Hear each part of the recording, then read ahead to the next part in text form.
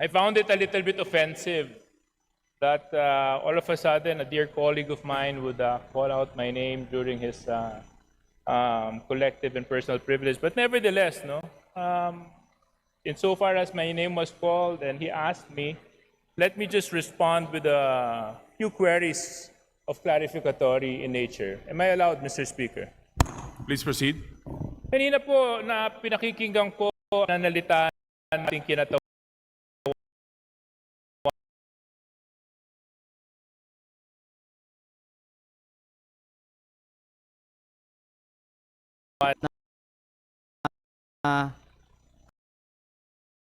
yung Yes. ebidensya na magpapatunay, meron po bang dokumento, meron po ba tayong hawak na anumang sinumpang salaysay na magsasabi na ganito nga po talaga ang nangyari? Unang-una po, Or tayo po ba ay bumabase lamang sa mga haka-haka at kwento at text at mga Facebook okay, messages? ilang sagot po. Unang-una, sa campaign sorties, nakikita natin na may gastos. At ang punto ko ay tila si Kong Garjola ay may ginastos para sa campaign sorties ng Vilma at Lucky sa Batangas. Pangalawa, ang leaders ko sa Batangas, ayon sa aking isinalaysay, ay nakatanggap ng pera galing kay Congressman Garjola at ito po ay para ikampanya ang Vilma at Lucky pero galing kay Congressman Garjola. At pangatlo, magpatawag na lang tayo ng pagdinig sa Kongreso para ang mga ibang mga politiko sa Batangas at hindi ako ang pwedeng tumistigo tungkol dito. Mr. Speaker, tayo po ay nahalal bago 2025. Taon po ngayon ay 2026. Kung talaga pong may mga ganong nangyari na maanomalya o questions of irregularities during the campaign, were the proper cases filed in COMELEC? Were ethics complaint filed in Congress? Why are we now standing here insinuating all sorts of illegal acts that happened in 2025 when so much time has passed? Unang-una Now po, I question, Mr. Speaker, the timing of all of this. Now I even find it a little bit offensive na pati ako babanggitin. But I'll tell you one thing, Congressman Leviste, maayos kami sa Quezon, wala kaming problema doon. ang sinasabi In fact, ko kami mas nagkakasundo mababa at ang gastusin sa nagkakaisa. Quezon. Walang Well, kalaban ka naman sa nakarang eleksyon eh, di ba?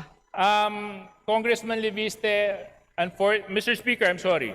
I'm supposed to be respecting Please our rules. address the Mr. Speaker, unfortunately, I do not abide by comments of the good congressman from Batangas. I think it's totally uncalled for and baseless. And in fact, it's downright hearsay for him to make such allegations. And if indeed he has factual basis in anything and everything that he is saying, there were proper forums to do the same, to act on those allegations, to make the necessary complaints. Why now? Why here? Mr. Speaker. First of all, I would like to manifest that I appreciate the help that Deputy Speaker Suarez has extended to me in my first term as a advisor and mentor. And I do not mean any disrespect earlier by mentioning that. My point was that mas mababa ang gastusin sa Quezon at Batangas at sa Calabarzon kumpara sa ibang mga rehiyon. Pero ang punto ko ay hindi ang ginagastos sa election kung hindi ang pinanggagalingan ng gastos na ito.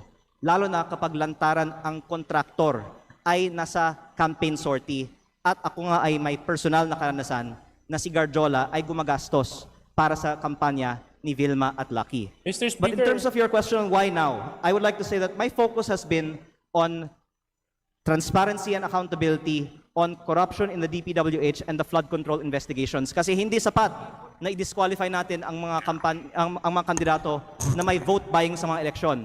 Dapat kasuhan para sa pagnanakaw ang mga politiko kapag sila ay nahalal na. Kaya yun ang inuna ko, yung pananagutan sa korupsyon sa DPWH. Pero kung pwede ko pong banggitin din, ako po ay hindi sinungaling. Ayokong bulahin ng taong bayan. Lahat tayo dito sa plenaryo ngayon ay may kaalaman na talamak ang vote buying at umaabot sa daan-daang milyon on average at minsan bilyon-bilyon ang mga kampanya ng mga kandidato sa Pilipinas. Kaya kung sino man dito ang magtatayo at nagsasabi na kasinungalingan ang sinasabi ko na umaabot sa daan-daang milyon, at the very least ang ginagastos ng ibang mga kandidato na nandito sa plenaryo ng Kongreso ngayon, hindi ako mahihiya na magsabi na sila ang sinungaling at ako ay nagsasabi ng totoo. Pero hindi ko balak buksan ng itong issue ngayon. Ang binubuksang issue ko ngayon ay bakit ang kontraktor ang lantarang gumagastos para sa kandidato, meron bang kapalit ang ginastos ng kontraktor na ito? Mr. Speaker. Deputy Speaker yeah. Suarez, please respond and we will wrap up because One the 10 question minutes lang. has already expired. Please take note, Majority Leader. My colleague from my neighboring province of Batangas was right when he said that mag-iba siguro yung probinsya namin. Gusto ko lang malaman dahil sinabi niya mas mataas ang gastusan. Magkano po bang ginastos mo sa eleksyon mo? Actually, nasa Facebook po, namimigay ako ng libreng school supplies, ng libreng bigas pag may kalamidad, ng Christmas package, lahat po yan, personal ko pong gastos pag walang eleksyon. Magkano po? Nasa Facebook po, lahat ng ginastos ko at inanunsyo ko naman na ako po ay nag-donate sa aking foundation ng 6 billion pesos para sa mga estudyante at mga typhoon victims. De, para Ako lang po maintindihan ko, Mr. Speaker, kasi, di ba, sabi... Ako po ay hindi Magkano ba sisinungaling. nagastos nyo? Dahil sinabi ko nga, sinagot ko na, ako ay may foundation na nag-donate ng... Ako ay may So yung foundation niyo yung gumastos sa kampanya ninyo na 6 na bilyon? Tama po ba yun? Hindi po. Ang sinasabi ko, ako ay may foundation na nagbibigay ng school supplies at bigas at relief So yung goods. foundation po niyon ay yun ang nagamit na Hindi yan ang paraan ginastos ko sa kampanya. Kasi patuloy akong namimigay pa ng tulong after the sa aking campaign. distrito. Opo. Pero kaya ako po binubuksan ito ngayon kasi wala akong itinatago. Naka-post sa Facebook yung mga ipinamimigay ko kasi yan ay hindi kapalit ng boto. At ayaw ko na magkukunwari tayo dito bago ko pa papangalanan ng ibang mga nakatayo sa Kongreso ngayon na balita ko ay may mataas na presyo ng bilihan sa kanilang mga eleksyon na itanggi natin dito na talamak ang vote buying at mataas na spending sa mga kampanya sa Pilipinas. Ang pinupunto ko lang po ngayon ay sa mga nakalap kong impormasyon, si Garjola ang gumastos para sa mga rekto sa Batangas. Please wrap up, honorable members. Yeah, I'm Final just... response. Yeah, Mr. Speaker, thank you very much for the time. Medyo nalito lang ako. Parang ang dami na natin pinuntahan na topic, from vote buying to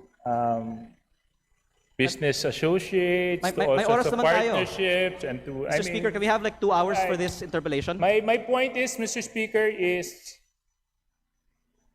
there was a proper venue, there was a proper opportunity to take the legal recourse to address whatever concerns and allegations the good congressman had.